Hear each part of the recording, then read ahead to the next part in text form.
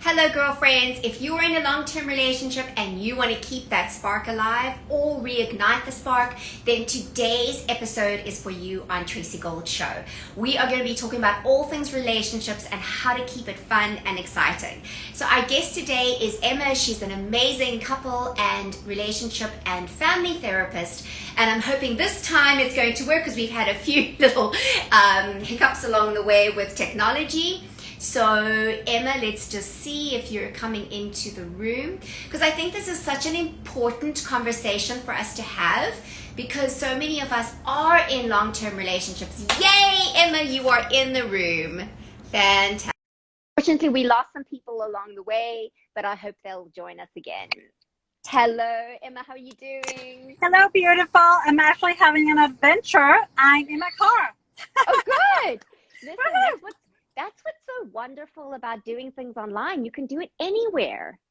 Let me tell you, I wasn't planning on this, but I got stuck in traffic and I was like, you know what, let me just pull over because this is crazy. I can't drive and do this, obviously. But so here I am on this side of the road. Woo-hoo. Wonderful. So good to have you here, Emma. And you look So beautiful as usual. And thank you for having thank me. you. Thank you. Well, I thought I would come, with like a sparky kind of vibe. Totally, since totally. since we're talking sparks in our relationship. So Emma, tell us a little, for those viewers who don't know you, tell us a little bit about yourself as a person and just some of the journey that you've walked through in your relationships. Oh, yes, totally. So let's see a little bit about me. I've been with my husband for over 30 years. So it's Wow. quite a while. And it's been a full, beautiful journey with ups and downs as any relationship. And we've weathered it beautifully. And here we are. I'm still alive to tell the story. Yes. Yes. So it's been what I call my muse. The relationship and my husband are my muse. I'm my own muse. Not only through the schooling and the teaching and the training and everything else that helps me help others have transformations. My own experience has helped me bring the actual meat Yes. of the knowledge and the know-how, like the deepness of it, right? So we Yes. learn from our own experiences and we're best able to teach from our own knowing, right? Yes. That's very true. Yeah. Yeah. And so, Emma, what drew you? I mean, I know you've been a couple therapist and a family therapist for many years. What Yes. made you choose this direction? So I've always been super excited and curious about what made people tick. Since a Mm. little girl, super passionate, super curious, and always like a little bit more wise than my age. Yes. And as I grew up and as I'm still growing up, is still curious. And so with that curiosity it led me to pursue a career in therapy and just to understand how people operate and how people work and how to help people do that better for themselves. Mm. And then through that, I just kind of find my little nook with couples because Yeah. it's not just about ourselves, right? Like we created beauty in life in partnership Yes. and in relationship.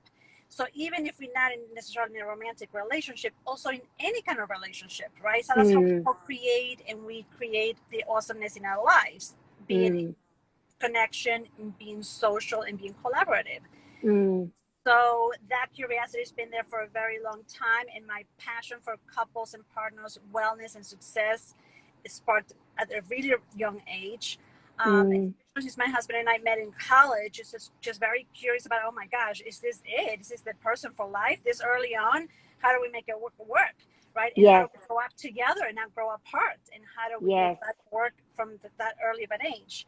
Yes. So that has been the journey. Yeah. Yeah. Yeah. And so, Emma, may I ask you, because I think as a therapist, it must be a very interesting world that you live in because you're hearing from so many different couples and their challenges. Is there also the pressure for you to be the perfect example of what a good relationship is supposed to be? And I mean, as you alluded to, obviously being married for 30 years, you would have had your challenges. Like, how does that feel inside of yourself? Thank you so much for asking that. You know what? Absolutely. And it's a thin line to travel Mm. with making sure that the pressure, there is no pressure because we're all on a human journey, right? So, one, Yes. but two, there is pressure because I need to work my own talk and do my own thing right if I'm going to be teaching other people how to do it, right? Yes. but I'm also not perfect. I also am human. So Yes. so straddling both of those things, how to be an expert and yet be a human expert with my Yes. own ups and downs and my own moves and my own things in my relationship or whatever that might look like. Um, Mm. there is pressure, but it's also transcending the pressure to not let it become a thing, right? That's Yes. important. Still staying authentic with the pros and the cons, with the weaknesses and the strengths, and just Mm. human as much as possible. Mm. That's all. That's how I take it, and I try to Yeah. take it in stride. Yeah. And I think one of the things I know about you, Emma, is that you're incredibly real with people. You know, the way I meet you, you know, when I've been on a workshop that you've been attending, or I'm in a networking event with you, or I'm having even a conversation with you one on one, you are the same person. And I think that because you are integrated in who you are and because you are authentic, that comes across very strongly. You're not pretending to be somebody that you're not.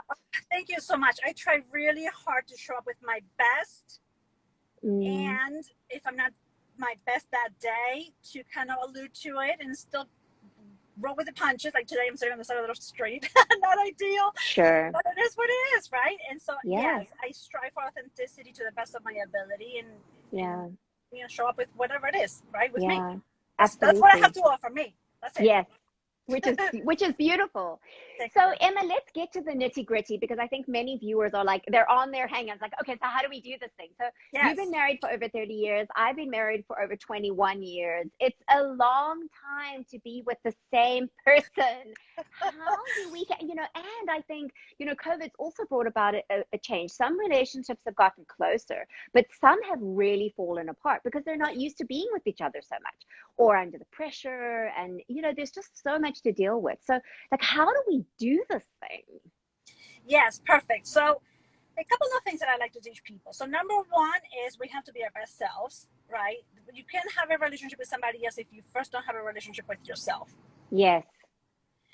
To the best of your ability. Again, nobody's perfect. We're all on a human journey. We're all developing, growing every day. And so, Mm. our job is to make sure that we do us properly. Yes. That's the key, right? So, there's self care, there's personal development, there's showing up with our best selves all the time to the best of our ability, as best as we can, as much as we can. So, that's number one. Mm. Then we have to allow our partner to do the same. They're also not perfect, and they're also on a journey. A lot of people forget that, and they Yes. expect their partners to be a certain way, to meet all their needs, and to be this person, and they like to tell other people what to do and how to be and how to feel and all that good stuff. That's the worst way to do a relationship, right? So if Yes. I'm all about telling somebody else how to be, that's not authentic. That's not authentic for them. Their style gets cramped, right? Mm. They're not going to show up properly for us. They're going to run for the hills, or they're not going to show up authentically as best as they can in interactions and in exchanges. So Yes. that creates that friction that a lot of couples experience, right? Mm. So in terms of what you were talking about, some people got closer together, some people fell more apart, and the pandemic was huge with all of this. We don't want to be too close. Right. So let me explain what I mean by that. We don't want to be too close.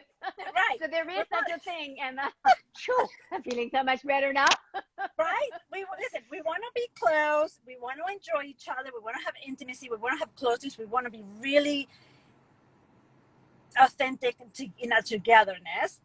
But that does not mean that we have to be with each other 100% of the time.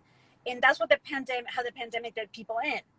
Too much, right? And so we don't get to pause and recollect, and we don't collect to go find something interesting and fun to bring to the relationship, and we don't get to get a break and recoup and whatever it is. We're there, but constantly. That's Yes. not good. And also the monotony of the pandemic was just terrible for people. Like Oh. the book, like, oh, right? So between Yes. that level of enmeshment, not closeness is good. That enmeshment and the Mm. monotony of it, not good, right? So that's the Mm. struggle with mental health and some, just a lot of symptoms and relationship struggles this past year. Yes. But what we want to do is create that separateness and that individuality in a way that serves us, so we could continue to be our own person and yet bring that awesomeness to the couple. And that's where the juice and the beautiful stuff is, right? Yes. Yeah. Yeah.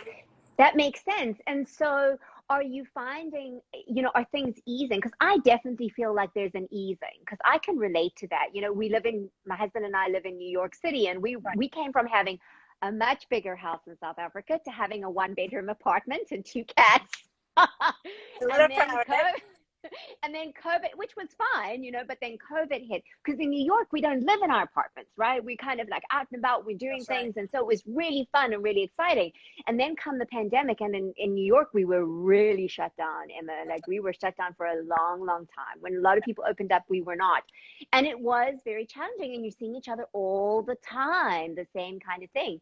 But I think some people can get into that rut even without COVID. That's right, 100%.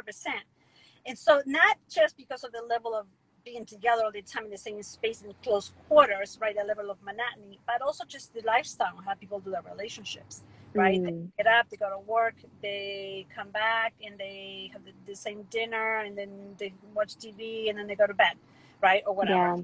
I'm just saying.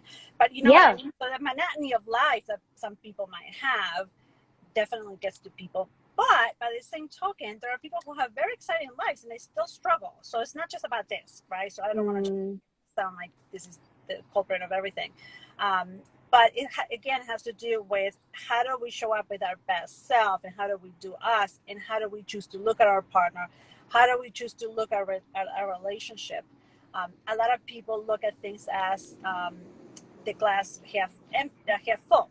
Is that right? Yeah. Yeah. Right. So as opposed to like, what is the awesomeness that I have, and what's the good stuff in here? They look at, okay, how is my partner not meeting my needs? What is my partner doing or not doing? Right. So they look at it from the negative side. We have a built-in negativity bias as an evolutionary protection mechanism, survival mechanism that doesn't serve us nowadays. We just look for the problems and the bad. Right. Yes. That's the worst thing to do in a relationship. That's why we start all of our sessions with appreciations, right? So what have you appreciated since the last session that your partner has done, or how they've shown up? Very different, right? So we start training the negativity bias that we might have in looking for the positives now, because we have to highlight it. That's the homework, right? So now we look for the good stuff as opposed to the bad stuff. Yeah. Very different. And that's also a shifting of the focus, right? Because when we first meet our partner, everything's wonderful about them. That's right. And we're just like, oh, they're so fabulous, and they're so interesting, and they're so, and then as we get to know them for longer, that it goes into a different kind of intimacy and knowing each other. Right. That's right. So at the beginning, everything's fine. The differences are exciting. They're different. They're stimulating. Later, once we make a higher level of commitment, now we go into what is called the power struggle. Now we don't focus on how awesome you are and how different and exciting you are. Now we're looking at, like, what do I get? Right? How do I get my needs met? What do I get out of this? Everything becomes like me. And so both partners are doing that. And when that's happening is, okay, so you do something that might touch my sensitivities. Now I'm like, okay, what's happening here? What do I get? So the way I respond to that, you're like, wait, what? What the heck is going on? So you respond to that. The way that you respond touches my sensitivities again. The way I respond touches yours, and we create this weird dynamic, right? So that's the power struggle. People get stuck in that. Those are the repeating patterns that people see. That's how people have the same fights over and over. That's how people have the same argument, the same way of fighting, the same issue, right? Because we're both looking at what do I get, as opposed to trying to understand where the partner is coming from or what they need. And so they're missing each other. And then also we respond and react the same way, as opposed to having grace and soothing ourselves first, and then having a more meaningful conversation, right? And trying to get to the bottom of it. And how do I express my needs differently? How do I hear your needs? And how do we compromise on meeting each other's needs? By compromise, I don't mean not doing myself any good or at my expense. I mean, how do we make it work? How do we work together to meet both your needs and my needs at the same time? Not easy. It's not easy. It's absolutely not easy. Yeah. Right. And Emma, one of the things, because I did a workshop of yours a while back, and one of the things that I thought was really interesting is that you were very focused, like from the beginning, when people are looking at how do I make my marriage better, your focus was like, well, it actually starts with us, right? It actually starts with us as individuals, and look at how I'm pitching up in my marriage. Am I loving? Am I kind? Am I the things that I want my partner to be? That's right. And I thought that, I was like, wow, I haven't thought in that for a lot, because exactly what you say is that we're focused on, well, what's in it for me and how am I feeling? Well, what about a partner? How is he or she feeling? And how are we helping them to feel or experience ourselves in a better way. Right, absolutely. So a couple of things with that. So first we have, I was saying this a little earlier, how we choose to look at our partner and how we choose to look at the relationship is massive. Because if I choose to look at you as my partner, my ally, my person, you hold a special place in my life, you are it. I'm going to treat you very differently than if I think of you as disposable. Yes. Right? Or the bottom of the priority list. Very different if you, the space that I put you in my life. So that's number one, right? My partner is my partner, and they deserve that level of treatment. So that's one. Two, how do I want to be as a partner? What kind of wife do I want to be? How do I want to show up? Right? And this also goes beyond the romantic relationship. What kind of daughter do I want to be? What kind of sister do I want to be? What kind of mother do I want to be? Right? People get hung up on the doing and prescriptions from society or old scripts and stories, whatever, as opposed to like, how do I want to feel? How do I want to show up? What will make me feel good about what I did at the end of the day, or how I showed up at the end of the day? At the end of my life, what kind of person did I want to have? What I want to have been, right? So that carries through my marriage, my relationship, to the best of my ability. Again, nobody's perfect. I want to be a certain way. I can't always hold on to that, but I do my best, right? Yeah. But that's the key, right? As opposed to, what's my partner doing? Depending on what they do, that's how I react, and that's what I'll give. So you see, what I find so interesting about your approach is that most therapists or coaches that I think, articles that you read about keeping the spark alive, it's like, oh, go on a date night once a week. Oh, go on a holiday together. Oh, like do the, wear sexy lingerie, that kind of thing. You haven't mentioned not one thing about that. You have focused. No, it's interesting. And I would love to hear your approach on that, because you have focused primarily on how are we being in our relationship in order to keep things alive and exciting. Because it's, I think about it, if somebody is treating me as if I'm the best thing since like sliced bread, how am I going to respond? I'm probably going to respond really well, versus if somebody's treating me as if I'm just discardable and I'm not important. And then the same can be true. Like, what am I doing in my relationship to help my partner feel good about themselves?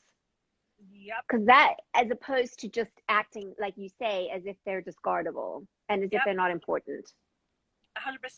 So that's the first thing to do, right? So watching our mind and how we choose to look at things, because then we'll show up a certain way, and making that choice to how we want to show up.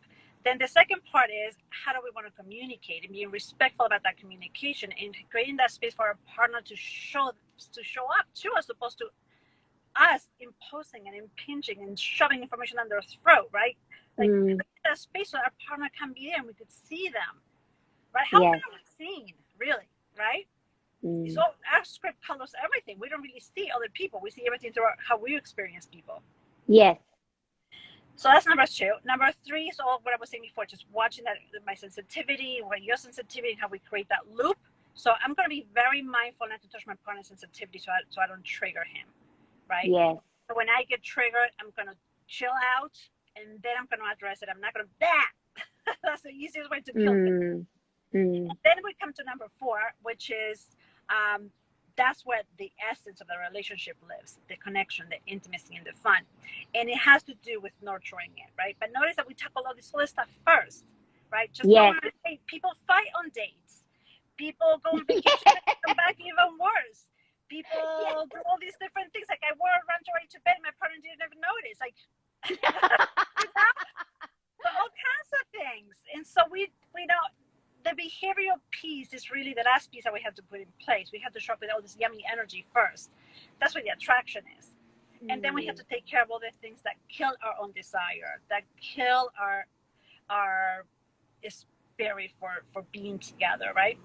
So what we got to do then is watching how exhausted we are, watching the expectations, watching how enmeshed we are, like all these different things that kill our desire, watching the monotony, watching the boredom, like all those things just shut us down, right? So how do we address those things on an ongoing basis?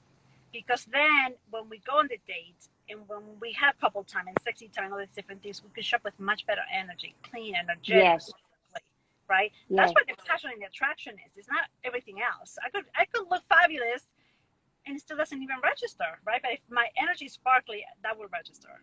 Yes, yes. I love that. And Emma, so when it comes to things that affect women's desires, we cannot have this conversation without having some discussion around hormones. And, Yeah. as good as a relationship can be, women who go through menopause often really struggle. There just are many, many physical and hormonal aspects to that. And so how do you, which does affect our desire, right? If there's pain in intercourse, if there's a whole bunch of, lowered libido, how do you recommend that we handle those things besides, trying to deal with the causes of that, which is a whole other Yes. discussion. Right. So I think that focusing on our wellness is the key. So obviously doing all the regular things like all the medical checkups and all the just the physical health, obviously, right? So that's a given.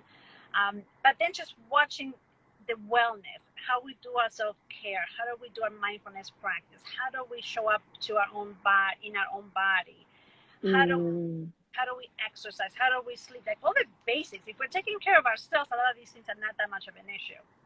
Yes. In a nutshell. Yeah. And so is it your opinion that if we're taking care of ourselves, that then hormonal issues are not going to be such an issue? Or are you saying that if we're taking care of our hormones, then the desire isn't an issue? Okay, let me say it more clearly. So if we're taking care of ourselves, our hormones are not that much of an issue. The body sometimes does what the body does, right? And we could be doing everything and there's still something's a little off. But that's why I said to start with the physical, get the doctor's opinions, deal with yourself. But then a lot of times people get all these prescriptions and all these things, and if the lifestyle stinks, it's still off, right?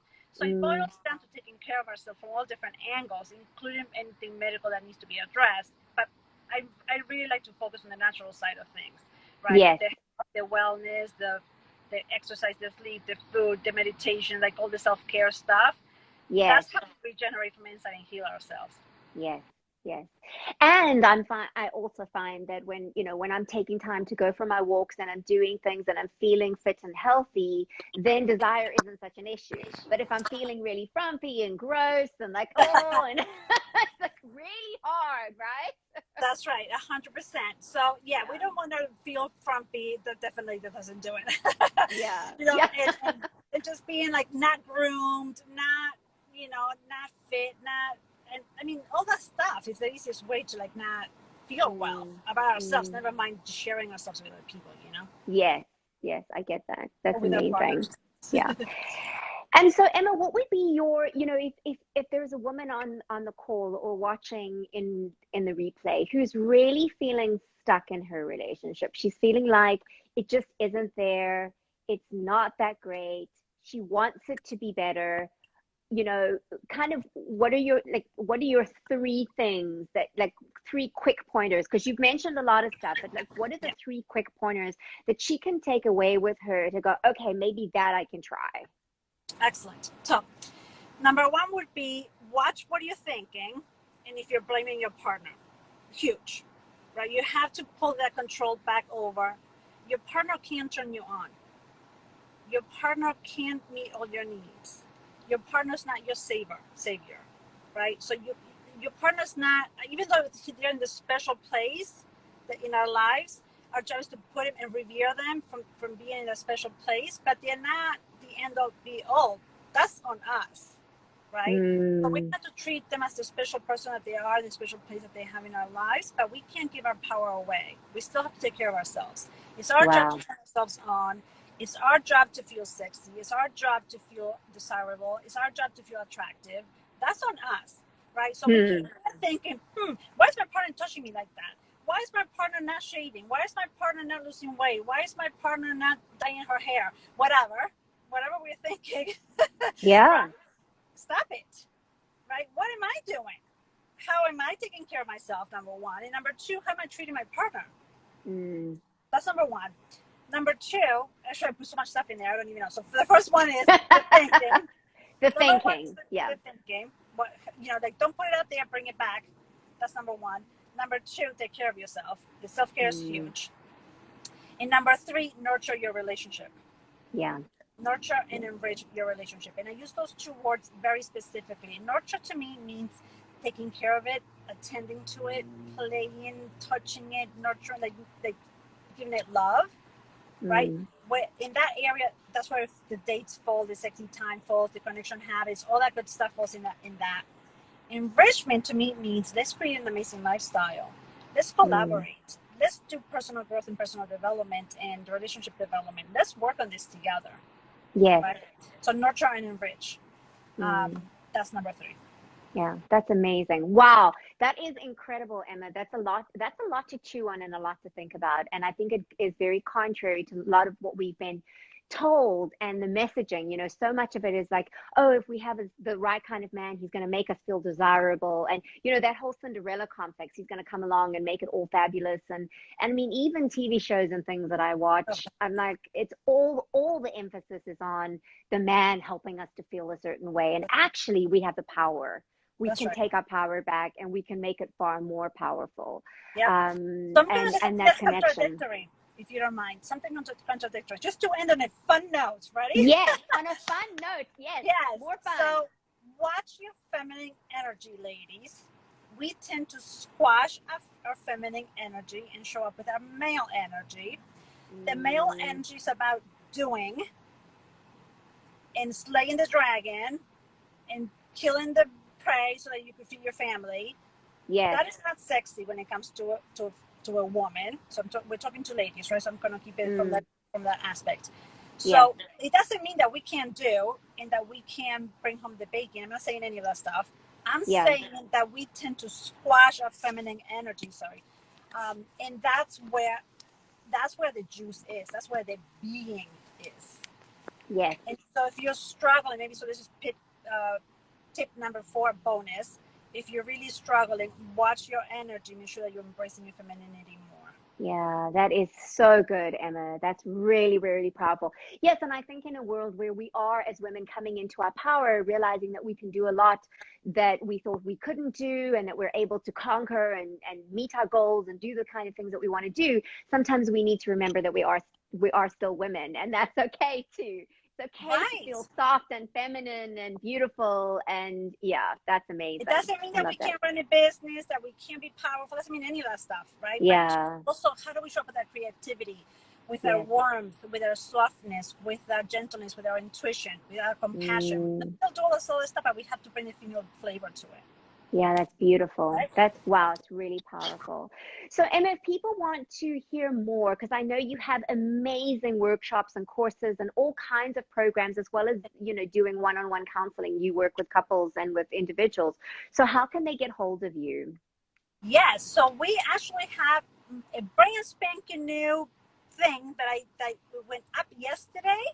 Yes. And it's introducing a bunch of all the yummy stuff. So I'm going to keep the other yummy stuff as a surprise. But for now, what people can do is go to metrorelationship.com/free class. Okay. metrorelationship.com/free masterclass. Free masterclass. Okay. All right. Yeah. And so metrorelationship.com free masterclass /free masterclass. Perfect. So what I'll do, ladies, is I'll actually put that link in the, you know, when I share this video in the replay, I'll actually put it in the description of the video so that you can get that link directly. It'll be much easier for you to find it. You can also just comment and DM and tag any of us, because we're happy to answer the questions. You know, that's what's so great about Instagram, is that we can connect with one another and we can connect directly with one another. So thank you, Emma. It's amazing. I found this incredibly helpful, and I think we need to do this again, because I think there's so much for us to unpack in this. And I'm really excited. I feel like, wow, you know, this dispels a lot of the myths and makes me feel like really quite excited that long-term relationships can still be fabulous and amazing. So 100%. We're all about the pro relationships, and I believe very strongly that you can create the relationship you desire. I agree. And we're getting a whole bunch of hearts and like such great tips. Thank you so much. So it's wonderful. Thank you, Emma, for speaking to us in the car, in the traffic. I really, really appreciate you. My pleasure.